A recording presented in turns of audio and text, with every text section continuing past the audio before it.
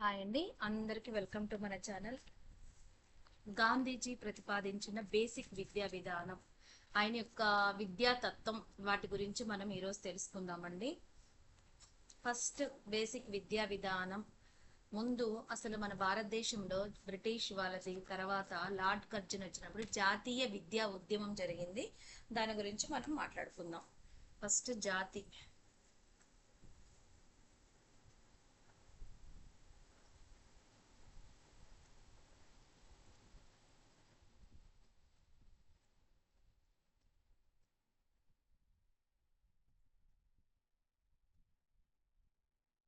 చదువుతున్నారా అందరూ? చదవండి, ఇంకా నోటిఫికేషన్ రాలేదు కదా, ముందుగానే చదువుతా ఉండండి. పేపర్ 1 కూడా ఉంటుందండి, అది కూడా పాలిటీ ఎకనామిక్స్ అన్ని చదవండి. కరెంట్ అఫైర్స్ ఒక దగ్గర రాసుకోండి. ఓకేనా? ముందుగా లైక్ చేయండి, షేర్ చేయండి, సబ్స్క్రైబ్ చేసుకోండి. జాతీయ విద్యా ఉద్యమం అనేది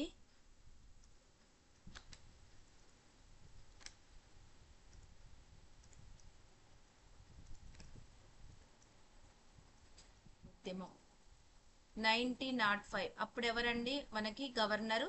లార్డ్ కర్జన్, బెంగాల్ ని విభజించిన వ్యక్తి కర్జన్. ఈయన ఏం చేశారంటే ఆంగ్లేయులు జాతి వ్యతిరేక విధానాలు అమలు చేశాడు. ఏం చేశాడంటే లార్డ్ కర్జన్ జాతి వ్యతిరేక విధానాలను అమలు చేశాడు అనమాట.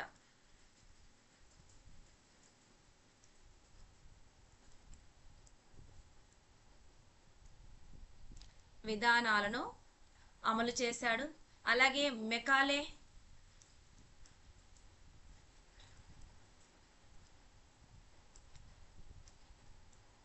అధోముఖ వడపాత సిద్ధాంతం. ఈ సిద్ధాంతం ఏం చెప్తుందంటే కేవలం విద్యా ఉద్యోగ అవకాశాలు అనేది ఉన్నత మధ్యతరగతి వారికే ఇచ్చింది, కానీ సామాన్య ప్రజలకు ఇవ్వలేదు.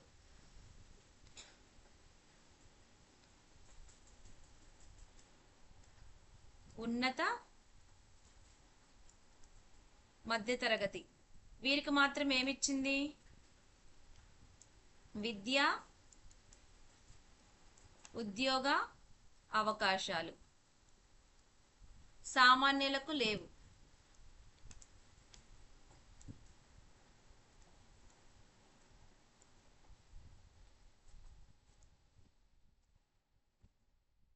సామాన్య ప్రజలకు అందించలేదు. తర్వాత బోధన అనేది ఎలా ఉండాలి? ఇంగ్లీష్ భాషలోనే చదవాలి, మాతృభాష చెప్పలేదన్నమాట. బోధన ఇంగ్లీష్. తర్వాత ఏం చేస్తుంటే విద్యా పరిపాలన పూర్తిగా ఎవరి చేతులకు ఇచ్చాడండి? విద్యా పరిపాలన యూరోపియన్ వాళ్ళకి ఇచ్చాడు.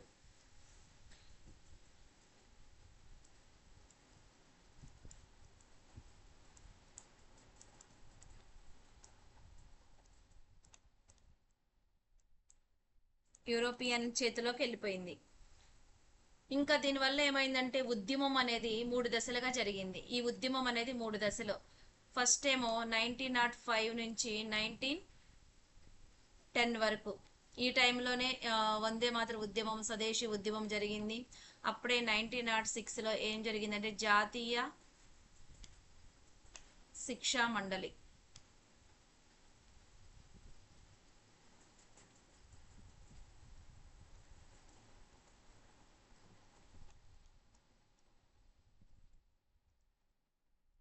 జాతీయ విద్యా మండలి ఏర్పరిచారు.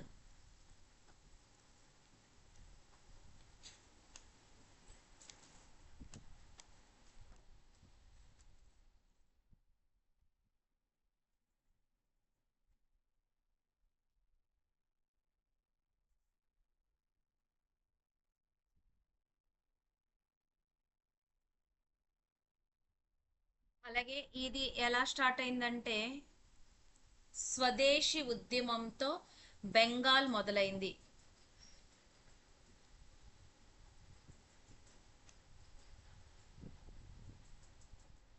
స్వదేశీ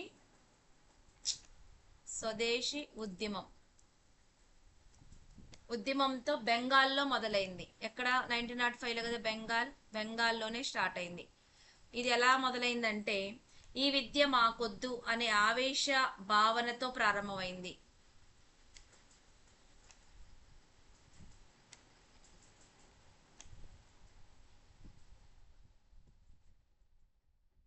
ఈ విద్య మాకొద్దు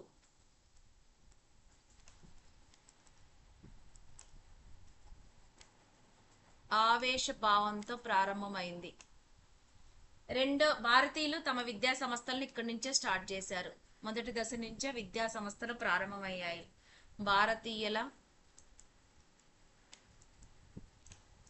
భారతీయులు విద్యా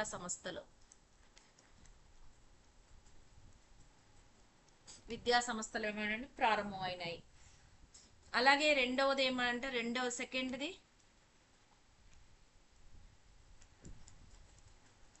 22 ఇక్కడ ఏమైందంటే గాంధీజీ గారి నాయకత్వంలో అహింస సిద్ధాంత సహాయ నిరాకరణ ఉద్యమం స్టార్ట్ అయింది.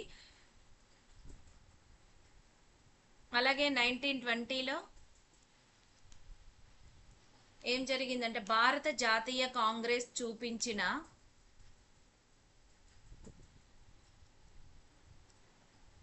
భారత జాతీయ కాంగ్రెస్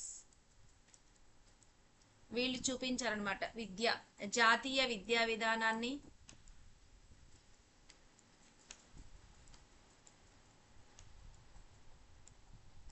విధానం సిద్ధాంతాలు ప్రజలకు నచ్చటంతో బ్రిటిష్ విద్యాలయాల నుండి చదువు మానిపించారు. భారత జాతీయ కాంగ్రెస్ చూపించిన విద్యా విధానాలు సిద్ధాంతాలు నచ్చటంతో బ్రిటిష్ విద్యాలయాలు నుండి చదువు మానిపించారు.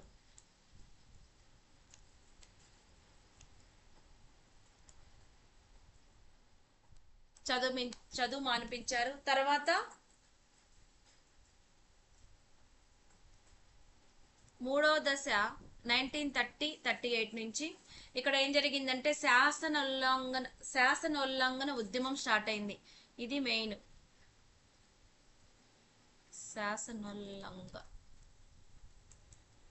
ఈ ఉద్యమం స్టార్ట్ అయిందండి. ఎప్పుడంటే 1930లో. ఇక్కడ ఏమైందంటే భారతీయులకు కావలసిన విద్యా విధానం ప్రణాళికల రూపకల్పన ఇక్కడి నుంచే స్టార్ట్ అయింది. ఇది గుర్తుపెట్టుకోండి. శాసన ఉల్లంఘన ఉద్యమం నుంచే భారతీయులకు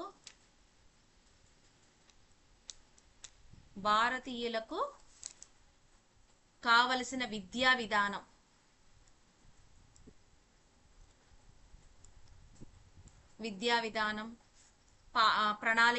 ప్రణాళికలు రూపకల్పన ఇక్కడి నుంచే స్టార్ట్ చేసింది. అలాగే గాంధీజీ గారి బేసిక్ విద్యా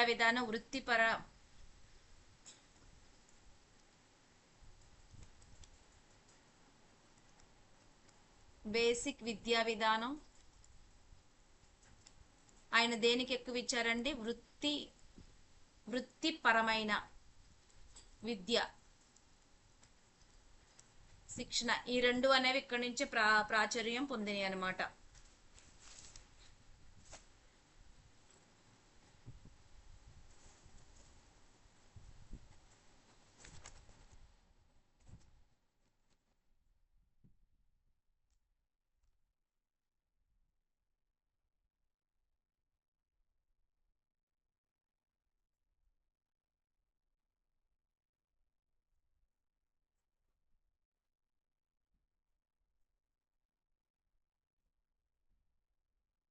ఇక్కడ గాంధీజీ విద్యాతత్వం గురించి మనం ఇప్పుడు తెలుసుకుందామండి. విద్యాతత్వం అంతకుముందు చెప్పాను, ఓన్లీ పాయింట్స్ ఉన్నాయి, కానీ ఇది ఇంకా డీప్ గా ఉందండి. ఉచిత నిర్బంధ విద్య.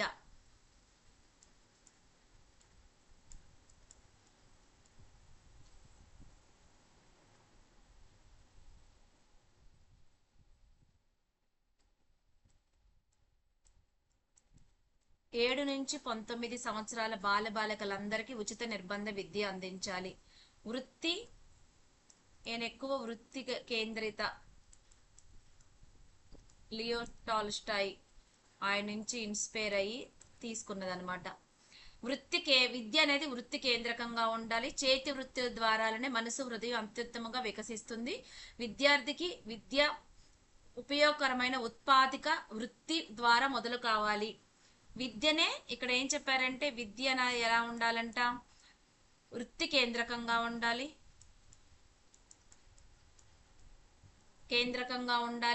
చేతి వృత్తుల ద్వారా మనసు హృదయం అత్యుత్తమంగా వికసిస్తుంది. అలాగే విద్య అనేది ఉపయోగకరమైన ఉత్పాదకత. విద్య ఉపయోగకరంగా ఉండాలి అంటే మనకు కావలసిన ఉపయోగకరమైన ఉత్పాదకత వృత్తి ద్వారా మొదలవ్వాలి. అలాగే ఏది ఉన్నత విద్య వాయిదా వేసినా పర్వాలేదు కానీ ప్రాథమిక విద్య మాత్రం ఖచ్చితంగా చదువుకోవాలని చెప్పారు. అలాగే ప్రతి పాఠశాలలో స్వయం సమృద్ధి కావాలి.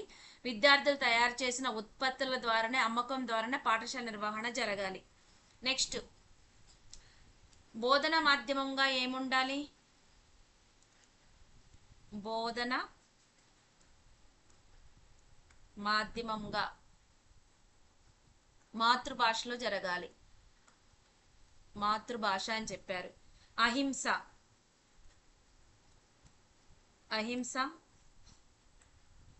సహకారం ఆధారంగా విద్య ఉండాలి. సత్యం అహింసల ఆధారంగా జీవితాన్ని మలుసుకోవాలి. అహింస, సహకారం, సత్యం ఆధారంగా జీవితాన్ని మలుచుకోవాలి. విద్య ఉపయోగపడాలి. నెక్స్ట్, శ్రమను గౌరవించాలి.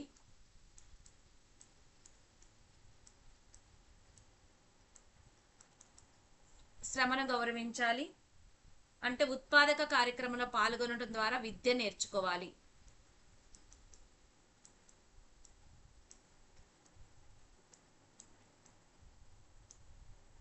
పాల్గొనడం వల్ల ఏం నేర్చుకోవాలి? విద్య నేర్చుకోవాలి. అలాగే శారీరక శ్రమ హృదయ వికాసానికి, వ్యక్తిత్వ వికాసానికి తోడ్పడుతుందని చెప్పారు. శారీరక శ్రమ హృదయానికి, వ్యక్తిత్వానికి తోడ్పడుతుంది.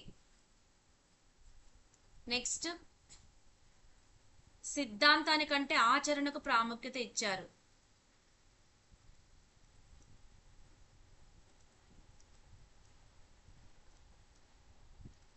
ఆచరణకు ప్రాముఖ్యత. ఇది ఎలా ఉండాలంటే కృత్యం ద్వారా బోధన, పని చేసుకుంటూ నేర్చుకోవాలి. కృత్యం ద్వారా బోధన, ప్రత్యక్ష ఆచరణకు ప్రాముఖ్యత ఉంది. అంటే పని నేర్చుకుంటూ బోధించుకోవాలంటే ఆచరణకు ప్రాముఖ్యత. ఆచరణకు అలాగే ఏమంటే పని సామర్థ్యాన్ని, దీనివల్ల ఏం జరుగుతుందంటే పని సామర్థ్యము, నైపుణ్యము. సామాజిక చైతన్య సేవ.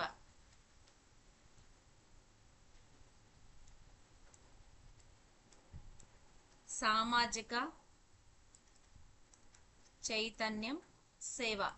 ఈయనేం చెప్పారంటే విద్య యొక్క అంతిమ గమ్యం సేవ అని చెప్పారు. గాంధీజీ గారి చెప్పింది. విద్య యొక్క అంతిమ గమ్యం సేవ. అలాగే సేవ చేయటం వల్ల ఏం జరుగుతుందంటే మాతృభూమిపై ప్రేమ పెరుగుతుంది. ప్రేమ కలుగుతుంది.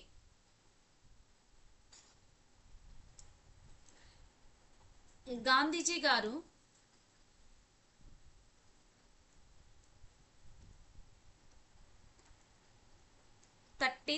నైన్టీన్ 37 నూతన విద్యా విధానాన్ని ప్రతిపాదించాడు. నూతన విద్యా విధానం.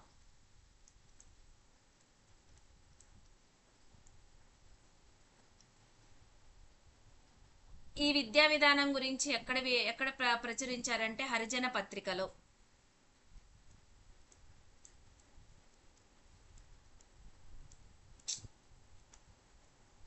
హరిజన పత్రికలో నూతన విద్యా విధానం గురించి ప్రకటించాడు. 1937 అక్టోబర్ 21, 23 తేదీలో ఏం జరిగిందంటే అఖిల భారత విద్యా సదస్సులో అఖిల భారత విద్యా సదస్సులో బేసిక్ విద్యా పథకంపై చర్చ జరిగింది. అఖిల భారత విద్యా సదస్సులో బేసిక్ విద్యా పథకం గురించి మాట్లాడుకున్నారు. ఇది ఇది ఎక్కడంటే డాక్టర్ జాకీర్ హుసేన్ అధ్యక్షతన ఒక కమిటీని ఏర్పరిచింది.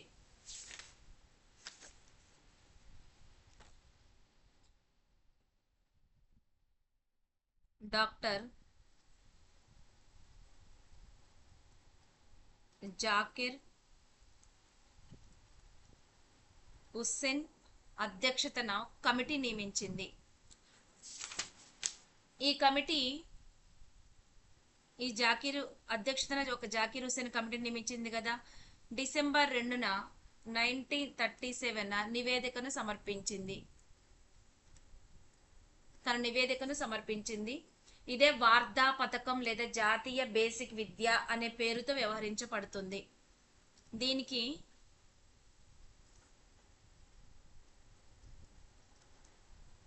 వార్ధా పథకము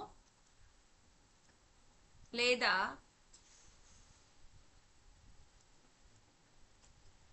జాతీయ బేసిక్ విద్య జాతీయ బేసిక్ విద్య అంటే గాంధీజీ 1937 నూతన విద్యా విధానం హరిజన పత్రికలో ప్రకటించారు. 1937 అక్టోబర్ 21, 23 అఖిల భారత విద్యా సదస్సులో ఇక్కడ బేసిక్ విద్యా పథకం గురించి మాట్లాడుకున్నారు. డాక్టర్ జాకీర్ హుస్సేన్ గారు 1937లో ఆయనతో ఒక కమిటీ ఏర్పరిచారు. ఆ జాకీర్ హుస్సేన్ గారు డిసెంబర్ 2వ తారీఖున 1937 తన నివేదికను సమర్పించారు. ఆ పథకం పేరేంటిదంటే వార్ధా పథకం లేదా జాతీయ విద్యా పథకం అని అంటారు.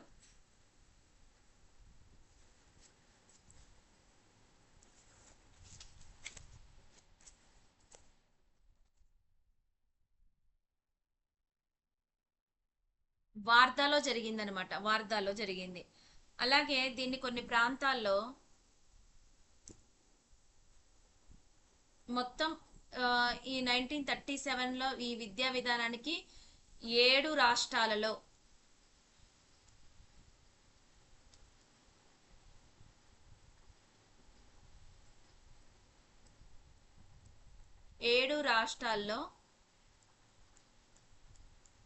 కాంగ్రెస్ మంత్రుల సమావేశంలో దీని యొక్క ప్రతిపాదనలు జరిగినాయి. కాంగ్రెస్ మంత్రుల సమక్షంలో బేసిక్ విద్యపై కొన్ని ప్రతిపాదనలు చేశారు. తర్వాత జాకీర్ హుస్సేన్ గారి అధ్యక్షతన వార్ధాలో బేసిక్ విద్యా విధానం రూపొందించబడింది. ఎక్కడంటే వార్ధాలో రూపొందించబడింది. తర్వాత 1945 కొన్ని ప్రాంతాల్లో దీన్ని ఏమని పిలిచారంటే నైతాలిం అని పిలిచారు.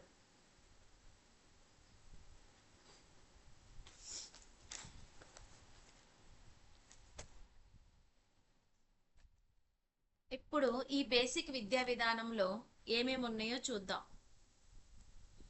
ఉచిత నిర్బంధ ప్రాథమిక విద్య, ఉచిత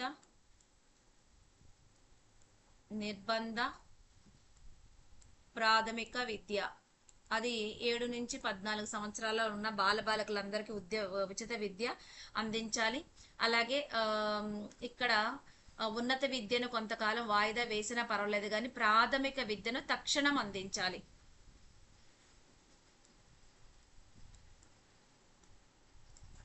ప్రాథమిక విద్యను అందరికీ నేర్పించాలి, తక్షణమే అమలు చేయాలి.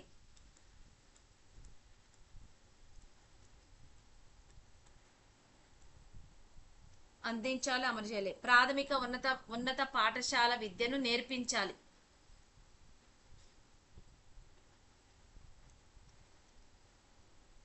ఉన్నత పాఠశాల విద్యను నేర్పించాలి. అలాగే దీంట్లో గ్రామీణ పరిస్థితులు మారాలంటే ఏం చేయాలి అంటే ప్రాథమిక ఉన్నత పాఠశాల విద్యను అందించవలసిన అవసరం ఉంది. గ్రామీణ పరిస్థితులు అభివృద్ధి చెందాలంటే ప్రాథమిక ఉన్నత పాఠశాల విద్యను అందించాలి. గ్రామీణ పరిస్థితులు అభివృద్ధి చెందాలంటే ప్రాథమిక ఉన్నత పాఠశాల విద్యను అందించాలి. దీంట్లో బేసిక్ విద్యా విధానంలో వృత్తి కేంద్రిత విద్య,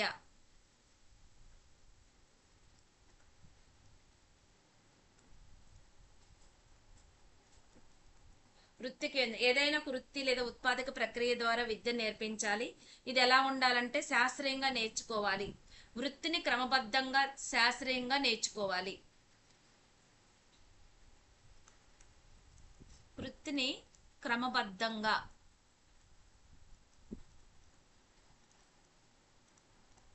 శాస్త్రీయంగా నేర్చుకోవాలి. వృత్తిలో సామర్థ్యం సాధించటానికి ఆచరణాత్మక ఫలితాలు సాధ్యమవుతాయి. సామర్థ్యం సాధించటానికి ఆచరణాత్మక ఫలితాలు సాధించటానికి వీలవుతుందన్నమాట. ఎప్పుడైతే వృత్తిలో మనం శాస్త్రీయంగా నేర్చుకుంటామో ఆ వృత్తిలో ఏం జరుగుతుందంటే సామర్థ్యం సాధించటానికి ఆచరణాత్మక ఫలితాలు సాధించటానికి వీలవుతుంది.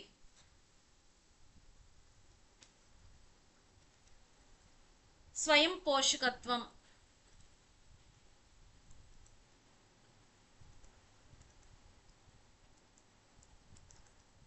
ఇందులో ఏమవుతుందంటే ఉపాధ్యాయులు జీతాలు భరించే శక్తి పాఠశాలకు ఉండాలి.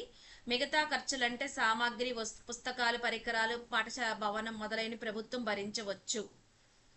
ఉపాధ్యాయుల జీతాలను భరించే శక్తి ఎవరికి ఉండాలి? పాఠశాలకు. ఇంకా మిగతా ఖర్చులు అంటే వస్తు సామాగ్రి,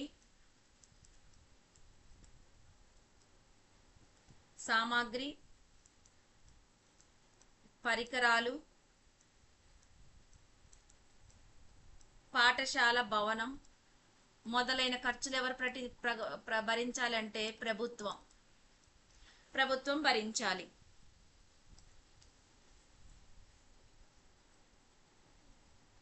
పాఠశాలలో తయారైన వస్తువులు వచ్చే ఆదాయం ద్వారా పాఠశాలలో తయారైన వస్తువులు ద్వారా వచ్చే ఆదాయం ద్వారా పాఠశాల ఖర్చులకు ఉపయోగించాలి.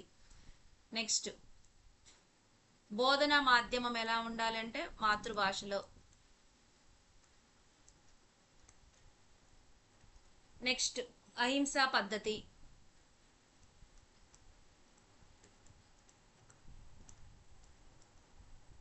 ఆదర్శ పౌరసత్వము.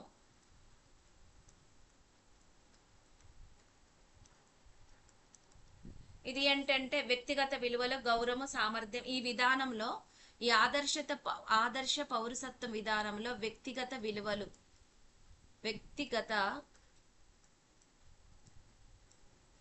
విలువలు, గౌరవము, సామర్థ్యం పెరుగుతాయి.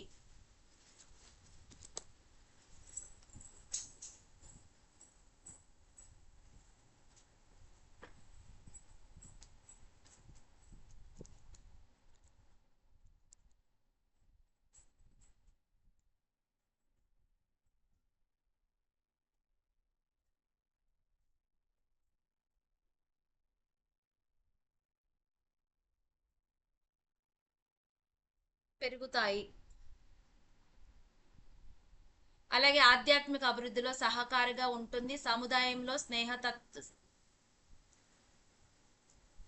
దీంట్లోనండి ఆదర్శ పౌరసత్వంలోనే ఇంకో పాయింట్,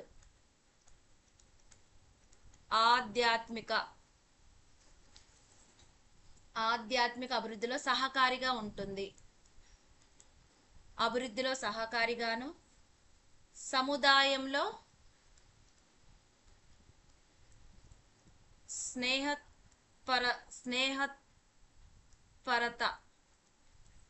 ఆసక్తిని బలపరుస్తుంది. 7 సహకార సముదాయ భావన.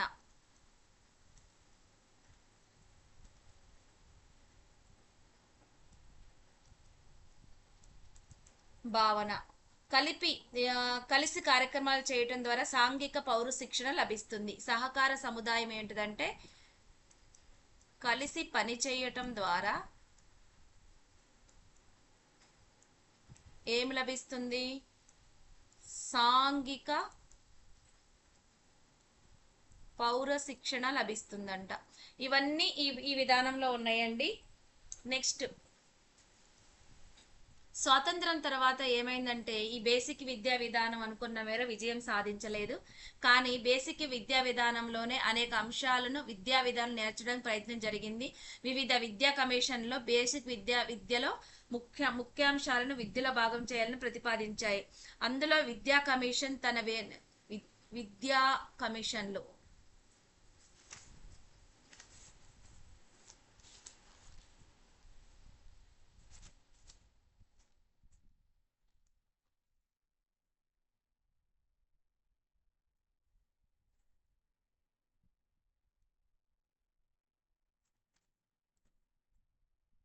దాంట్లో కొఠారి కమిషన్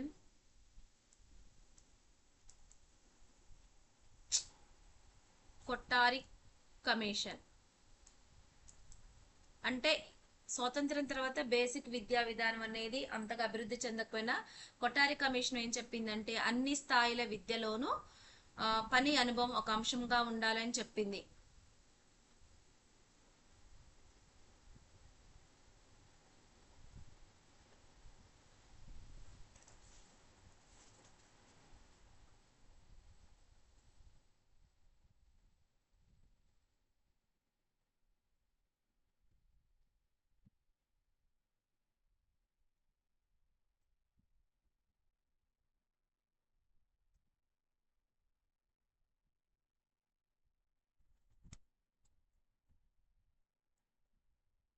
పని అనుభవం ద్వారా అనుభవం.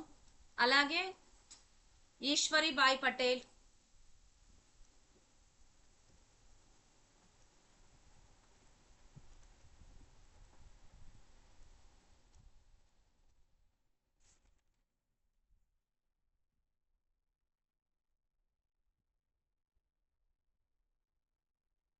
1977లో వీళ్ళేం చేశారంటే కమిటీ గాంధీజీ ప్రతిపాదించిన ఈశ్వరీబాయి పటేల్ కమిటీ గాంధీజీ ప్రతిపాదించిన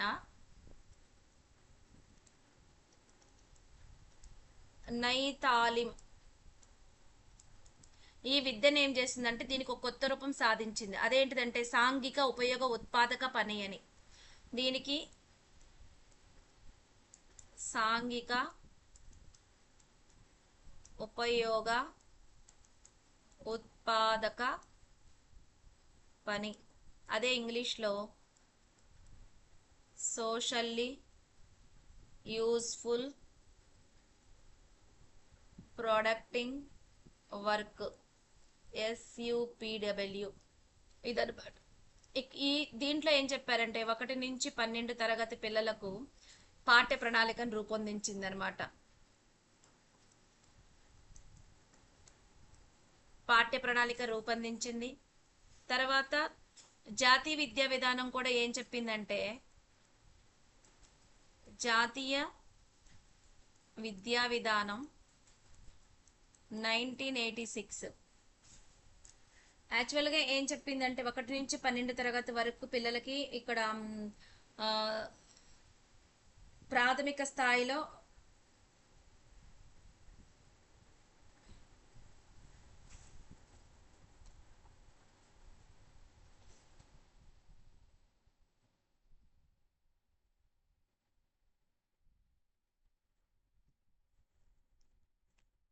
పాఠ్య ప్రణాళికను రూపొందించిందండి ఇది. అలాగే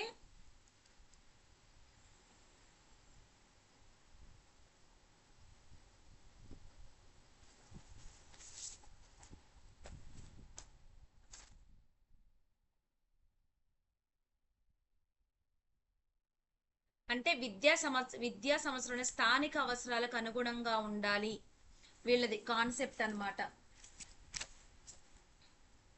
నెక్స్ట్ జాతీయ విద్యా విధానం కూడా 1986 ఏం చెప్పిందంటే పని ఇది కూడా కొఠారి కమిషన్ లాగే పని అనుభవానికి ప్రాముఖ్యత ఇచ్చింది. అలాగే జాతీయ విద్యా విధానం 2020 ఏం చెప్పిందంటే 6 నుంచి 12 సంవత్సరాల పిల్లలకు ఖచ్చితంగా ప్రతి ఒక్కరూ తప్పనిసరిగా అందరు విద్యార్థులకు వృత్తి విద్యను 6 నుంచి 12 సంవత్సరాల అందరికీ తప్పనిసరిగా ఏం చేసిందంటే వృత్తి విద్యను అందించాలి. జాతీయ విద్యా విధానం 2020 6 నుంచి 12 సంవత్సరాల్లో ఉన్న పిల్లలందరికీ తప్పనిసరిగా అందరికీ వృత్తి విద్యను అందించాలి. అలాగే 1 నుంచి 5 తరగతుల వరకు కూడా విద్యార్థులకు శారీరక శ్రమ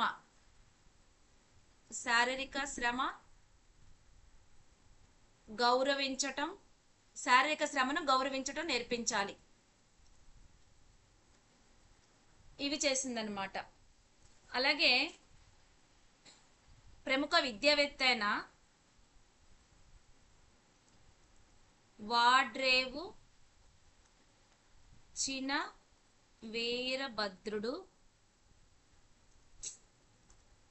ఇది తప్పండి, చిన వీరభద్రుడు ఏం చెప్పారంటే గాంధీజీ నవీన విద్య గురించి చెప్తూ గాంధీజీ యొక్క నైతాలిం దీని గురించి ఆయన మాట్లాడుతూ ఏం చెప్పారంటే ఈ చదువుల్ని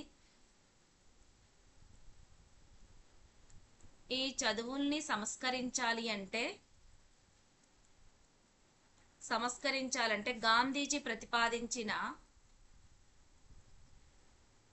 నైతాలిం ఒక ఆచరణాత్మక ఉద్యమంగా మార్చుకోవటం ఒక్కటే మార్గం.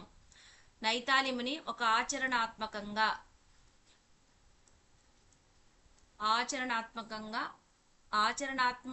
ఉద్యమంగా మార్చుకోవటం ఒక్కటే మార్గం అని చెప్పారు. అలాగే స్వాతంత్రం తర్వాత భారతీయ విద్యా వ్యవస్థ మీద నైతాలిం ప్రభావం నెమ్మదిగా కనుమరుగైపోయింది.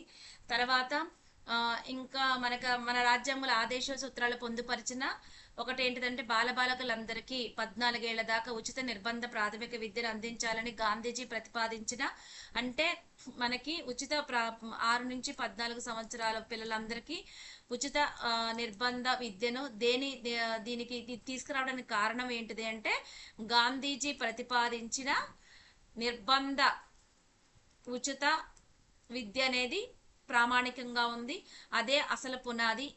ఇప్పుడు మనం ఇది పాటించేది ఇది పునాది అని చెప్తున్నారనమాట. గాంధీజీ దృష్టిలో ఒక హక్కు అనేది విద్య అనేది ఒక హక్కు. ఇప్పుడు అది ఏమైంది, చట్టబద్ధంగా మారింది. దానికి కావాల్సింది 2009 వరకు ఆగాల్సి వచ్చిందని వాళ్ళ అభిప్రాయం.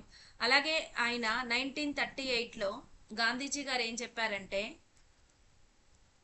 1938లో నైతాలిం నిజంగా కొత్త చదువు అయితే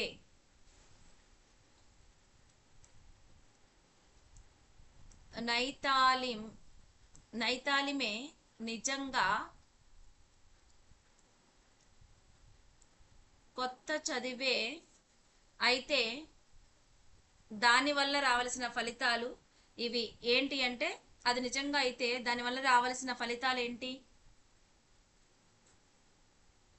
ఏంటి అంటే మనల్ని ఆవరించున్న నిస్పృహ పోయి జీవితం పట్ల కొత్త ఆశ సిగరించాలి. మనల్ని ఈ పాయింట్స్ అన్ని ఎందుకు రాస్తున్నానంటే మనకి ఇలాగే ఇస్తారు క్వశ్చన్లు. మనల్ని ఆవరించిన నిస్పృహ పోయి ఏం జరగాలి, జీవితం పట్ల కొత్త ఆశ చిగురించాలి. అంటే నిజంగా గనక నైతాలి అమలయ్యి ఉంటే మనల్ని ఆవరించి ఉన్న నిస్పృహ పోయి కొత్త చదువు, కొత్త ఆశ చిగురించాలి. ఇంకా ఏం చెప్పారంటే, ఇదంతా ఒకటే, నేను పాయింట్ వైజ్గా రాస్తున్నా గుర్తుంటాయని. మన పేదరికం కరువు కొరత తొలగిపోయి మనకి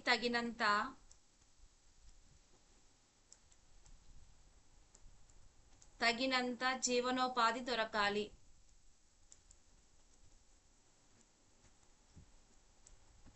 జీవనోపాధి దొరకాలి. నిరుద్యోగం అంతరించి చేతుల నిండా పని దొరకాలి.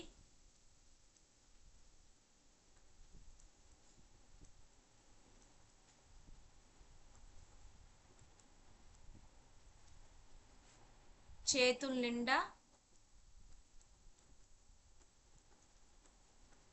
పని దొరకాలి. అలాగే పరిశ్రమ వికసించాలి.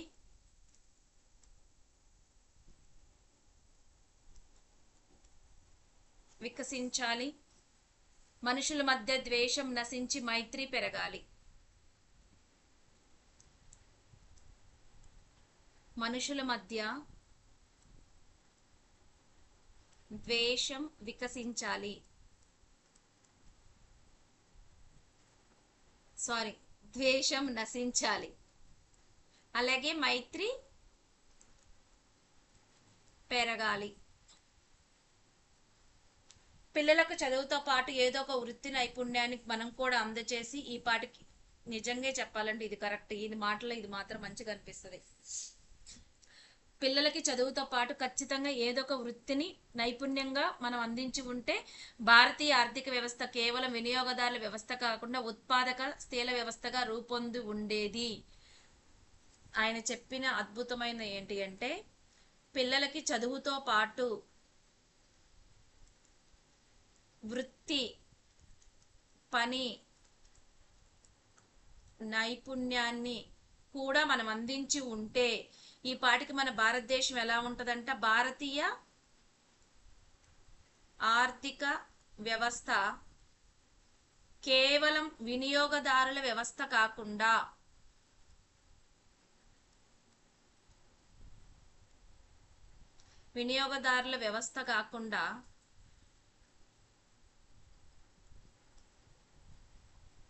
మరి ఎలా ఉండేదంట, ఉత్పాదకశీల వ్యవస్థగా రూపొంది ఉండేది.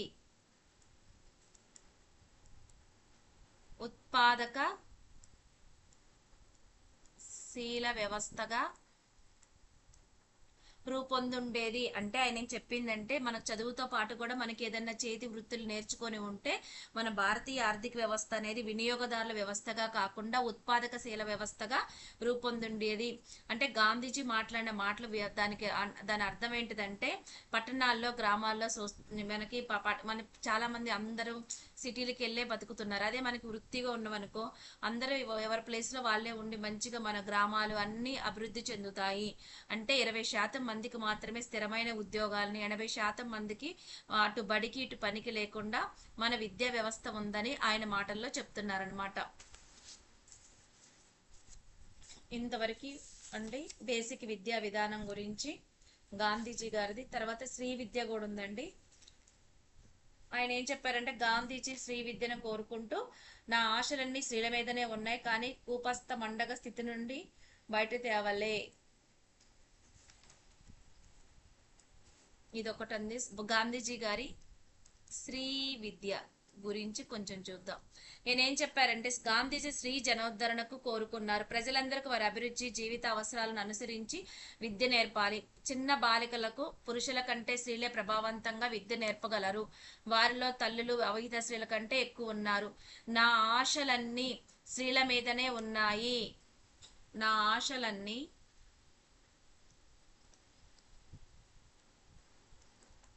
స్త్రీల మీదనే ఉన్నాయి. అలాగే ఇంకేం చెప్పారంటే, న్యూఢిల్లీలోని కస్తూరిబా వారిని ఉద్దేశించి ఈ మాట అన్నాడు. ఈ స్త్రీలని వారిని కూప కూపస్థ కూపస్థ మండుక, మండుక అంటే స్థితి నుండి, బావిలో కప్పన, స్థితి నుండి బయటకు తేవాలెను.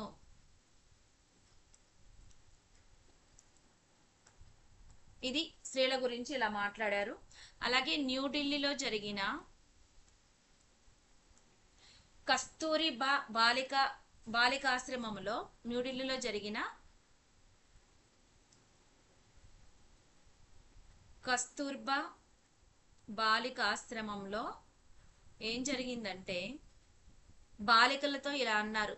బాలికలతో 1946లో ఇలా అన్నారు, విద్య విషయంలో నేను పుస్తక పఠనం కంటే కూడా సాంస్కృతిక ఉన్నతికే ఎక్కువ ప్రాధాన్యత ఇస్తాను. 1946లో బాలికలతో ఏమన్నారంటే విద్యా విషయంలో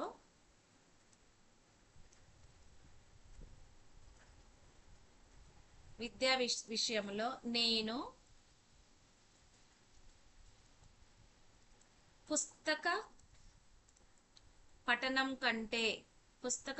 కంటే దేనికి ప్రాధాన్యత ఇచ్చారు? సాంస్కృతిక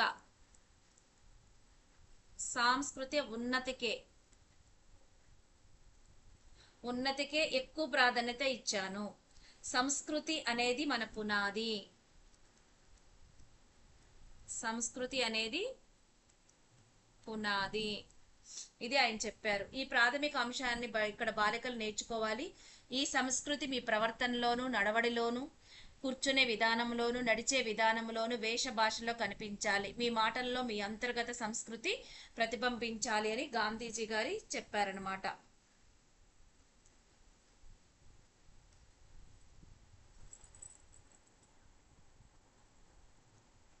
ఓకేనండి, ఇంతవరకు ఈరోజు.